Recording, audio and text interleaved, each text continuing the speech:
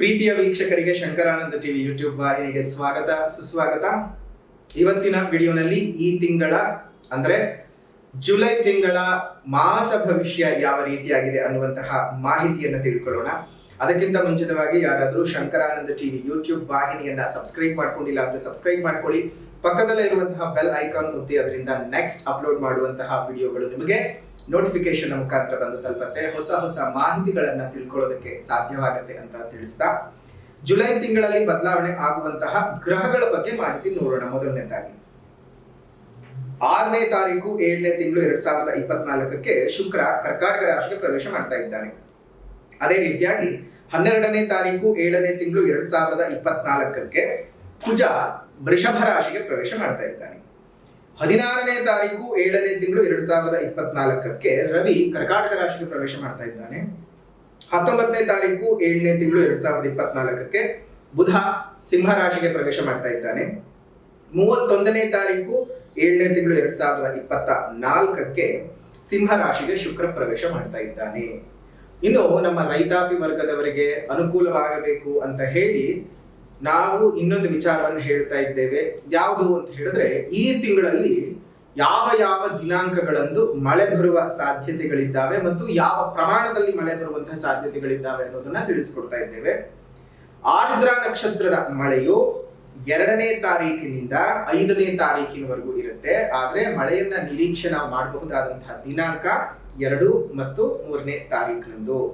ಇನ್ನು ಪುಷ್ಯ ನಕ್ಷತ್ರದ ಮಳೆಯು 5ನೇ ತಾರೀಕಿನಿಂದ 19ನೇ ತಾರೀಕಿನವರೆಗೂ ಸಹ ನಾವು ನಿರೀಕ್ಷೆ ಮಾಡಬಹುದು ಈ ತಿಂಗಳಲ್ಲಿ. ಇದು ಬಹಳ ದೊಡ್ಡ ಪ್ರಮಾಣದ ಮಳೆಯನ್ನ ನಮ್ಮ ಭಾರತ ದೇಶಕ್ಕೆ ತಂದುಕೊಡುವ ಸಾಧ್ಯತೆಗಳು ಜಾಸ್ತಿ ಇದ್ದಾವೆ. ಪುಷ್ಯ ನಕ್ಷತ್ರದಲ್ಲಿ ಬುಧ ಮತ್ತು ಶುಕ್ರನ ಪ್ರಭಾವವು ತುಂಬಾ ಚೆನ್ನಾಗಿರೋದ್ರಿಂದ ಎಲ್ಲಾ ಕಡೆಯೂ ಅಗಾಧ ಪ್ರಮಾಣದಲ್ಲಿ ಮಳೆ ಆಗುವ ಸಾಧ್ಯತೆಗಳಿದ್ದಾವೆ. ಇದನ್ನ ನಮ್ಮ ರೈತಾಪಿ ವರ್ಗದವರು ಉಪಯೋಗಿಸ್ಕೊಂಡ್ರೆ ತುಂಬಾ ಚೆನ್ನಾಗಿ ಬೆಳೆಯನ್ನ ಬೆಳ್ಕೊಳ್ಳೋದಕ್ಕೆ ಸಾಧ್ಯ ಇದ್ದಾವೆ ಅಲ್ವಾ. ಯಾಕಂದ್ರೆ ಯಾವಾಗ ಮಳೆ ಆಗುತ್ತೆ ಗೊತ್ತಾಗಲ್ಲ, ಏನ್ ಮಾಡ್ಬೇಕು ಗೊತ್ತಾಗಲ್ಲ. ನೋಡಿ, ಈ ದಿನಾಂಕಗಳಂದು ಸ್ವಲ್ಪ ಮುಂಜಾಗ್ರತೆಯಾಗಿ ಏನೇನು ಪ್ರಿಪರೇಷನ್ ಬೇಕು ಅದನ್ನ ಮಾಡಿಟ್ಕೊಳ್ಳಿ. ಅದರಿಂದ ನಿಮ್ಮ ಜೀವನಕ್ಕೆ ಸಹ ಒಳ್ಳೇದಾಗ್ತದೆ. ನಮ್ಮ ರೈತಾಪಿ ವರ್ಗದವರು ಚೆನ್ನಾಗಿದ್ರೆ ನಾವೆಲ್ಲರೂ ಚೆನ್ನಾಗಿದ್ದ ಹಾಗೆ ಅಲ್ವಾ. ನಾವು ಊಟ ಮಾಡಬೇಕು ಅಂತ ಹೇಳಿದ್ರೆ ಅವ್ರು ಬೆಳೆ ಬೆಳಿಲೇಬೇಕು. ಬೆಳೆ ಬೆಳೆಯೋದಕ್ಕೆ ಸಾಧ್ಯ ಆಗ್ಲಿಲ್ಲ ಅಂದ್ರೆ ಹೇಗೆ? ಅದೇ ರೀತಿಯಾಗಿ ನಮ್ಮ ರೈತಾಪಿ ವರ್ಗ ಅಂತಂದ್ರೆ ನಮ್ಮ ದೇಶದ ಬೆನ್ನೆಲುಬು, ನಮ್ಮ ನಾಡಿನ ಬೆನ್ನೆಲುಬು. ನಿಮ್ಮ ಸುಖ ಸೌಖ್ಯಗಳು ವರ್ಧನೆಯಾಗಿ ನಿಮ್ಮ ಜೀವನ ಸಹ ಚೆನ್ನಾಗಿರ್ಬೇಕು ಅಂತ ನಾನು ದೇವಿಯಲ್ಲಿ ಪ್ರಾರ್ಥನೆ ಮಾಡ್ತೀನಿ. ಅದರ ಜೊತೆಗೆ ಮತ್ತೊಂದು ಹೊಸ ವಿಚಾರ ಏನಪ್ಪಾ ಅಂತ ಹೇಳಿದ್ರೆ, ಜೂನ್ 29ನೇ ತಾರೀಕಿನಂದು ಏನು ಶನಿಗ್ರಹ ವಕ್ರೀಗತನಾಗಿದ್ದಾನೆ, ಆ ಒಂದು ಪ್ರಭಾವದಿಂದ ಹಲವು ರಾಶಿಗಳಿಗೆ ಒಳ್ಳೆಯದು ಮತ್ತು ಹಲವು ರಾಶಿಗಳಿಗೆ ಕೆಡುಕನ್ನ ಹೇಳಿದ್ದೇವೆ. ಅದು ಯಾರಾದ್ರೂ ನೋಡಿಲ್ಲ ಅಂತ ಹೇಳಿದ್ರೆ ನಮ್ಮ ಶಂಕರಾನಂದ ಟಿವಿ ಯೂಟ್ಯೂಬ್ ವಾಹಿನಿಯ ಒಂದು ಪೇಜ್ಗೆ ಭೇಟಿಯನ್ನು ಕೊಟ್ರೆ 12 ರಾಶಿಗಳಿಗೆ ಸಂಬಂಧಪಟ್ಟ ಹಾಗೆ ನೀವು ಎಲ್ಲಾ ರಾಶಿಯ ವಿಚಾರಗಳನ್ನ ತಿಳ್ಕೊಳ್ಬಹುದು. ಯಾವ ರೀತಿಯ ಫಲಾನುಫಲಗಳಿದೆ ಅನ್ನೋದನ್ನು ಸಹ ತಿಳ್ಕೊಳ್ಬಹುದು. ಅದರ ಜೊತೆಗೆ ಆ ಒಂದು ಶನಿಯ ವಕ್ರತ್ವದ ಪ್ರಭಾವದಿಂದಾಗಿ ಏನು ಕೆಡಕನ್ನ ಅನುಭವಿಸ್ತಾ ಇದ್ದೀರಲ್ಲ, ಅದರ ಜೊತೆಗೆ ನಿಮ್ಮ ಜಾತಕದಲ್ಲೂ ಸಹ ಏನಾದರೂ ಶನಿಯ ಪೀಡೆಗಳು, ಶನಿಯ ಕಾಟಗಳು ಇದ್ದ ಸಂದರ್ಭಕ್ಕೆ ಶನಿ ಪೀಡನೆಯಿಂದ ನೀವು ಆಚೆ ಬರಬೇಕು ಅಂತ ಹೇಳಿದ್ರೆ 13ನೇ ತಾರೀಕು 7ನೇ ತಿಂಗಳು 2024 13/7/2024 ದಾವಣಗೆರೆಯಲ್ಲಿ ನಡೆಸ್ತಾ ಇರತಕ್ಕಂತಹ ಬಹಳ ದೊಡ್ಡ ಮಟ್ಟದ ಶ್ರೀ ಶನಿ ಮಹಾ ಲಕ್ಷ ಬತ್ತಿಯ ಯಾಗ, ಲಕ್ಷ ಬತ್ತಿಗಳನ್ನ, ಶನಿ ಬತ್ತಿಗಳನ್ನ ಅಲ್ಲಿ ಬೆಳಗಿಸುವಂತಹ ಕೆಲಸವನ್ನ ಮಾಡ್ತೀವಿ. ಅದಕ್ಕೆ ನಿಮ್ಮ ಪ್ರೋತ್ಸಾಹಗಳು ನಮಗೆ ತುಂಬಾ ಮುಖ್ಯ. ಯಾಕೆ ಅಂತ ಹೇಳಿದ್ರೆ, ಶನಿ ಕಾಟದಿಂದ ಬಳಲ್ತಾ ಇರತಕ್ಕಂಥವ್ರು ಪ್ರತಿಯೊಬ್ಬರೂ ಸಹ ಒಬ್ಬೊಬ್ಬರು ನಿಮ್ಮ ಹೆಸರಿನಲ್ಲಿ 21 ಎಳ್ಳು ಗಂಟುಗಳನ್ನ ತೆಗೆದುಕೊಂಡು ಬರಬೇಕು.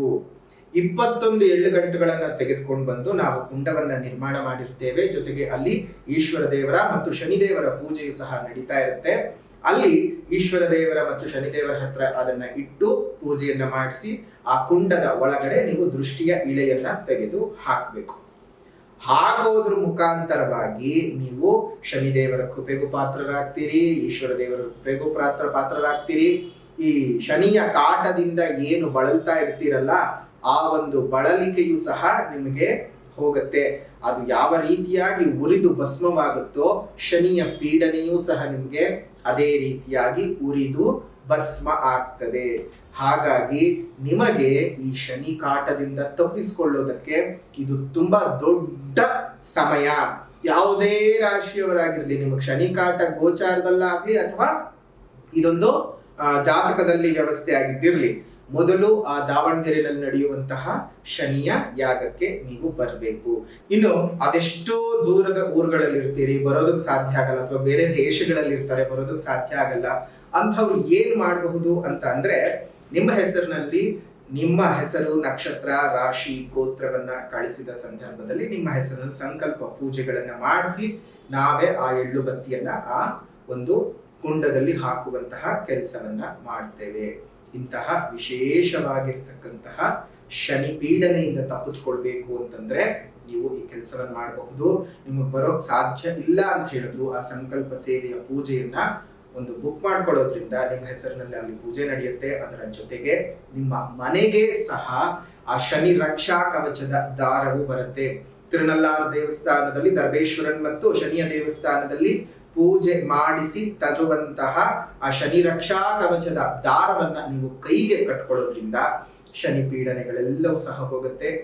ಇನ್ನು ಅದೆಷ್ಟೋ ಜನರಿಗೆ ಜಾತಕದಲ್ಲಿರುವಂತಹ ಒಂದು ದೋಷಗಳಾಗಿರಬಹುದು, ಗೋಚಾರದ ಶನಿ ದೋಷಗಳಾಗಬಹುದು, ಅರ್ಧಾಷ್ಟಮ ಶನಿ, ಪಂಚಮ ಶನಿ, ಅಷ್ಟಮ ಶನಿ ಪೀಡೆ, 7.5 ಶನಿ ಪೀಡನೆಗಳು ಇರಬಹುದು.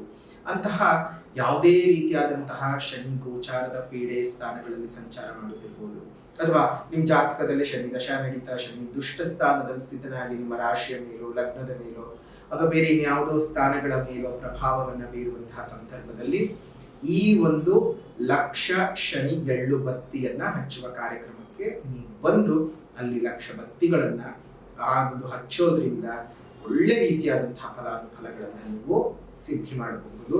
ಒಬ್ಬೊಬ್ಬರು 21 ಎಳ್ಳು ಬತ್ತಿಗಳನ್ನ ತೆಗೆದುಕೊಂಡು ಬರಬೇಕಾಗ್ತದೆ. ನೀವೇ ಮನೆಯಲ್ಲಿ ಸಿದ್ಧ ಮಾಡ್ಕೊಂಡು ಬರಬಹುದು, ಅಥವಾ ನಿಮ್ಗೆ ಅಲ್ಲೇ ಬೇಕಾದ್ರೆ ನಾವು ಸಹ ಕೊಡ್ತೀವಿ. ಆದ್ರೆ ನೀವೇ ಮನೆಯಲ್ಲಿ ಸಿದ್ಧ ಮಾಡ್ಕೊಂಡು ಬರೋದು ಅತ್ಯುತ್ತಮವಾದದ್ದು. ಯಾಕಂದ್ರೆ ನಿಮ್ಗೆ ಆ ಶನಿಯ ಭಯಭಕ್ತಿಗಳು ಯಾವ ರೀತಿಯಾಗಿ ನಿಮ್ಮ ಮನಸ್ಸಿನಲ್ಲಿರುವ ತೊಂದರೆ ತಾಪತ್ರಗಳನ್ನೆಲ್ಲ ಹೇಳ್ತಾ, ಒಬ್ಬರಿಗೆ 21 ಶನಿಗೆ ಬಹಳ ಪ್ರೀತ್ಯರ್ಥವಾಗಿರ್ತಕ್ಕಂತಹ ಸಂಖ್ಯೆ. ಹಾಗಾಗಿ 21 ಎಳ್ಳು ಗಂಟುಗಳನ್ನ ನೀವು ಮಾಡ್ಕೊಂಡು ಬಂದು ಅಲ್ಲಿ ಶನಿದೇವರ ಹತ್ರ, ಈಶ್ವರ ದೇವರ ಹತ್ರ ಇಟ್ಟು ಪೂಜೆಯನ್ನ ಮಾಡಿಸಿ ಅದನ್ನ ಆ ಕುಂಡದಲ್ಲಿ ಹಾಕಿ ಕೊನೆಯದಾಗಿ ಅದಕ್ಕೆ ನಾವು ಅಗ್ನಿಯನ್ನ ಕೊಡುವುದರ ಮುಖಾಂತರವಾಗಿ ಅದನ್ನ ಬೆಳಗಿಸುವ ಕೆಲಸವನ್ನ ಮಾಡ್ತೇವೆ. ಆ ಒಂದು ಲಕ್ಷ ಎಳ್ಳು ಬತ್ತಿಯು ಹೇಗೆ ಹತ್ತಿ ಉರಿದು ಭಸ್ಮವಾಗ್ತದೋ ಅದೇ ರೀತಿಯಾಗಿ ನಿಮ್ಮ ಕಷ್ಟ ಕಾರ್ಪಣ್ಯಗಳೆಲ್ಲವೂ ಉರಿದು ಭಸ್ಮವಾಗಿ ಶನಿದೇವರ ಕೃಪೆಗೂ ಸಹ ನೀವು ಪಾತ್ರರಾಗ್ತೀರಿ. ಅಲ್ಲಿ ಕೊನೆಯದಾಗಿ ಕೊಡ್ತಕ್ಕಂತಹ ರಕ್ಷೆಯನ್ನ ಪ್ರತಿನಿತ್ಯ ನೀವು ಹಣೆಗೆ ಹಂಚಿಕೊಳ್ಳೋದ್ರಿಂದ ನಿಮಗೆ ಶನಿಯ ಪೀಡನೆಗಳು ದೂರ ಆಗ್ತದೆ. ಅದ್ರ ಜೊತೆಗಾಗ್ಲೇ ಹೇಳಿದ ಹಾಗೆ ಶನಿಯ ರಕ್ಷಾ ಕವಚದ ದಾರವನ್ನು ಸಹ ನಾವು ತಿರುನಲ್ಲಾರಿನಿಂದ ಪೂಜೆ ಮಾಡಿ ತೆಗೆದುಕೊಂಡು ಬಂದಿರ್ತೇವೆ, ಅದನ್ನು ಸಹ ಕೊಡ್ತೇವೆ. ಅದನ್ನು ಸಹ ನಿಮಗೆ ಕೈಗೆ ಕಟ್ಕೊಳ್ಳೋದ್ರಿಂದ ನೆಮ್ಮದಿಯಾದ ವಾತಾವರಣ ಬರಬಹುದು. 13ನೇ ತಾರೀಕು ನಡೆಯುವಂತಹ ಈ ಶನಿ ಲಕ್ಷ ಎಳ್ಳು ಬತ್ತಿಯ ಹಚ್ಚುವ ಕಾರ್ಯಕ್ರಮಕ್ಕೆ ತಾವೆಲ್ಲರೂ ಬಂದು ದೇವರ ಕೃಪೆಗೆ ಪಾತ್ರರಾಗಿ ಈಗ ರಾಶಿ ಭವಿಷ್ಯದ ಕಡೆ ಗಮನ ಕೊಡೋಣ. ಮೇಷರಾಶಿ. ಮೇಷರಾಶಿಯಲ್ಲಿ ಹುಟ್ಟಿರ್ತಕ್ಕಂಥವರಿಗೆ ಈ ಒಂದು ತಿಂಗಳಲ್ಲಿ ನಿಮಗೆ ಆರೋಗ್ಯ ವೃದ್ಧಿ ಆಗ್ತಕ್ಕಂಥದ್ದು, ಆರ್ಥಿಕ ಪರಿಸ್ಥಿತಿಗಳು ಬಹಳ ಸುಧಾರಣೆ ಕಾಣುತ್ತೆ, ಮಾನಸಿಕವಾಗಿಯೂ ಬಹಳ ಗಟ್ಟಿಯಾಗ್ತೀರಿ. ಈ ಒಂದು ತಿಂಗಳಲ್ಲಿ ಈ ಒಂದು ಜುಲೈನ ಮಾಸ ನಿಮಗೆ ಬಹಳ ಅದೃಷ್ಟ ತಂದುಕೊಡ್ತದೆ. ಆದರೂ ನೀವು ಸಾಲ ಮಾಡಿಕೊಳ್ಳುವಂತಹ ಪರಿಸ್ಥಿತಿಗೆ ಸಿಲುಕಿ ಹಾಕಿಕೊಳ್ಬೇಕಾಗತ್ತೆ ಒಂದು ಮೇಷರಾಶಿಯವರು. ಈ ಆರ್ಥಿಕವಾಗಿ ಅಭಿವೃದ್ಧಿ ಅಂತ ಹೇಳಿದ್ನಲ್ಲ, ಆರ್ಥಿಕವಾಗಿ ಅಭಿವೃದ್ಧಿ ಸಾಲ ಬಂದು ನಿಮ್ಮ ಕೈಗೆ ಸೇರುತ್ತೆ. ಸಾಲ ಯಾವತ್ತೂ ಶೂಲವೇ, ಜ್ಞಾಪಕ ಇಟ್ಕೊಳ್ಳಿ. ಅಗತ್ಯ ಬಿದ್ದರೆ ಮಾತ್ರ ಸಾಲಕ್ಕೆ ಹೋಗಿ. ಕುಟುಂಬದಲ್ಲಿ ಆಗಾಗ ಕಲಹಗಳು ಉಂಟಾಗುವಂಥದ್ದು, ಭಿನ್ನಾಭಿಪ್ರಾಯಗಳು ಬರುವಂಥದ್ದು ಆಗತ್ತೆ. ಮನೆಯಲ್ಲಿ ಇರ್ತಕ್ಕಂಥವ್ರು ನಿಮಗೆ ಬಹಳಷ್ಟು ಅಸಹಕರಿಸ್ತಾರೆ, ಸಹಕಾರ ಕೊಡೋದಿಲ್ಲ. ನಿಮ್ಮ ನೆಮ್ಮದಿಗೆ ಭಂಗ ಉಂಟಾಗುವ ಸಾಧ್ಯತೆಗಳೇ ಈ ಒಂದು ತಿಂಗಳಲ್ಲಿ ಮೇಷರಾಶಿಯವರಿಗೆ ಜಾಸ್ತಿ ಇದೆ. ಸ್ವಲ್ಪ ತುಂಬಾ ತೀವ್ರತರವಾಗಿರ್ತಕ್ಕಂಥ ಘಟನೆಗಳು ನಡೆಯುತ್ತೆ. ಆದರೂ ನೀವು ಅದನ್ನು ಮನಸ್ಸಿಗೆ ಹಾಕೊಳ್ಳಲ್ಲ. ಆ ಕ್ಷಣಕ್ಕೆ ಏನು ನಡೀತಿರುತ್ತಲ್ಲ ಅದನ್ನ ಬಿಟ್ಟು ಮುಂದುವರ್ಕೊಂಡು ಹೋಗ್ತಾ ಇರ್ತೀರಾ. ಎಲ್ಲ ವಿಧಾನಗಳಲ್ಲೂ ಕೆಲವೊಂದು ಪ್ರಭಾವಗಳನ್ನ ನೀವು ಅನುಭವಿಸೋದಕ್ಕೆ ಸಾಧ್ಯ ಆಗ್ತಾ ಇರುತ್ತೆ.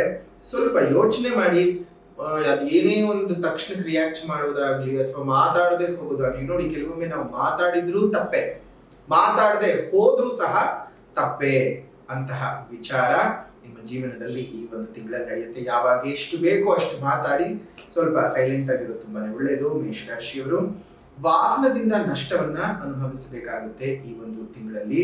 ಅದರ ಜೊತೆಗೆ ವ್ಯಾಪಾರ ವ್ಯವಹಾರಗಳಲ್ಲಿ ನಂಬಿಕೆ ದ್ರೋಹಗಳು ನಡೀತಕ್ಕಂಥದ್ದು, ಅದರಲ್ಲೂ ಪಾರ್ಟ್ನರ್ಶಿಪ್ ಬಿಸ್ನೆಸ್ ಅನ್ನ ಮಾಡ್ತಕ್ಕಂಥವ್ರಿಗೆ ನಂಬಿಕೆ ದ್ರೋಹದ ಕೆಲಸಗಳು ನಡೆಯುತ್ತವೆ.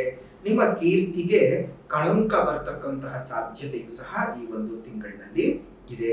ಆ ಒಂದು ಕಲಾವಿದರಿಗಾಗಿರಬಹುದು, ಅಧಿಕಾರದಲ್ಲಿ ಇರ್ತಕ್ಕಂಥವ್ರಿಗೆ, ರಾಜಕೀಯದಲ್ಲಿ ಇರ್ತಕ್ಕಂಥವ್ರಿಗೆ ಸ್ವಲ್ಪ ತೊಂದರೆ ತಾಪತ್ರೆಗಳು ಜಾಸ್ತಿನೇ ಇದ್ದಾವೆ ಈ ಒಂದು ತಿಂಗಳಿನಲ್ಲಿ.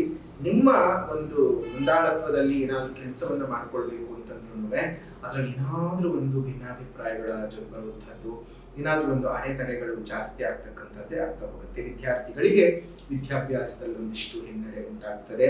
ಅಂದ್ಕೊಂಡಿರುವಂತಹ ರೀತಿಯಲ್ಲಿ ಯಾವುದೇ ರೀತಿಯಲ್ಲಿ ವಿದ್ಯಾಭ್ಯಾಸ ಮುಂದುವರ್ಕೊಂಡು ಹೋಗುವುದಿಲ್ಲ. ಈ ಆಟೋ ಚಾಲಕರಿಗಿರಬಹುದು ಮತ್ತು ವಾಹನಗಳ ಚಾಲಕರಿಗಿರಬಹುದು, ಇವರೆಲ್ಲರಿಗೂ ಸಹ ಒಂದಲ್ಲ ಒಂದು ವಿಧಾನಗಳಲ್ಲಿ ತೊಂದರೆ ತಾಪತ್ರೆಗಳು ಈ ಒಂದು ತಿಂಗಳಿನಲ್ಲಿ ಬರ್ತಕ್ಕಂಥದ್ದು ಇದೆ. ಸರ್ಕಾರಿ ಉದ್ಯೋಗದಲ್ಲಿ ಇರ್ತಕ್ಕಂಥವರಿಗೆ ಕಾರ್ಯದಲ್ಲಿ ಒತ್ತಡ, ನೆಮ್ಮದಿ ಇರಲ್ಲ. ಏನಾದ್ರೂ ಒಂದು ಕಷ್ಟ ಕಾರ್ಪಣ್ಯಗಳು ಈ ಒಂದು ತಿಂಗಳಲ್ಲಿ ಬಂದು ಹೋಗ್ತಾನೆ ಇರುತ್ತೆ. ಕೆಲವೊಂದು ನಿಮ್ಮ ಅನೈತಿಕ ಸಂಬಂಧಗಳು ಆಚೆ ಬಂದು ಮಾನಹಾನಿ ಆಗುವ ಸಾಧ್ಯತೆಗಳು ಮೇಷರಾಶಿಯವರಿಗಿದೆ. ಇದ್ದವ್ರು ಮಾತ್ರ ಯೋಚನೆ ಮಾಡಿ, ಇಲ್ಲದವ್ರು ಏನು ಯೋಚನೆ ಮಾಡೋದು ಬೇಡ. ಮೇಷರಾಶಿನಲ್ಲಿ ಹುಟ್ಟಿರೋರು ಎಲ್ಲರೂ ಏನು ಅನೈತಿಕ ಸಂಬಂಧವನ್ನೇನೋ ಇಟ್ಕೊಂಡಿರೋದಿಲ್ಲ. ಯಾರಿಗೆ ಇದೆಯೋ ಅವರು ಆಲೋಚನೆ ಮಾಡಬೇಕಾದಂತಹ ಒಂದು ತಿಂಗಳು ಆಗಿದೆ. ಸ್ವಲ್ಪ ಜಾಗೃತಿಯಾಗಿದ್ದು ಜೀವನನ ಮುಂದುವರಿಸಿಕೊಳ್ತಾ ಹೋಗಿ. ಮೇಲಧಿಕಾರಿಗಳಿಂದ ಕಿರುಕುಳಗಳು ಕಾರ್ಯಕ್ಷೇತ್ರದಲ್ಲಿ ಆಗುತ್ತೆ.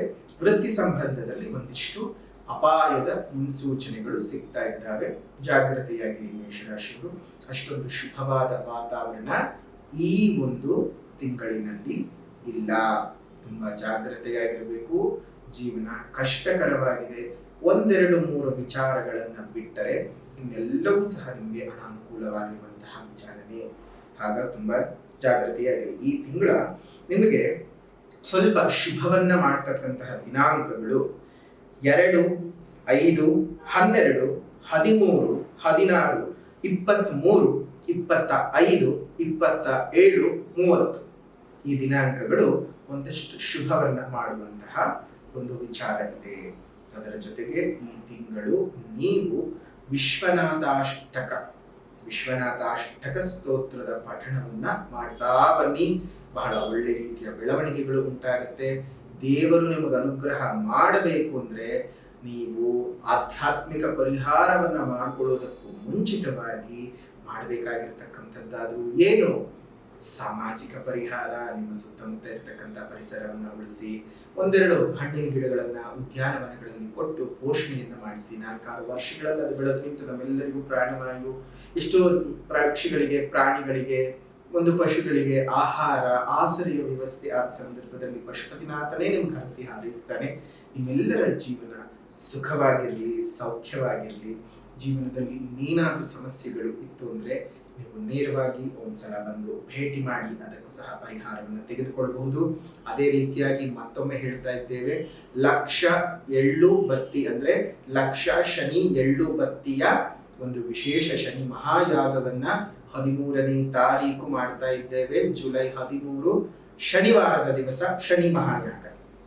ವಿಶೇಷವಾದಂತಹ ಒಂದು ಯಾಗಕ್ಕೆ ತಾವೆಲ್ಲರೂ ಬಂದು ಪಾಲ್ಗೊಳ್ಳಬೇಕು.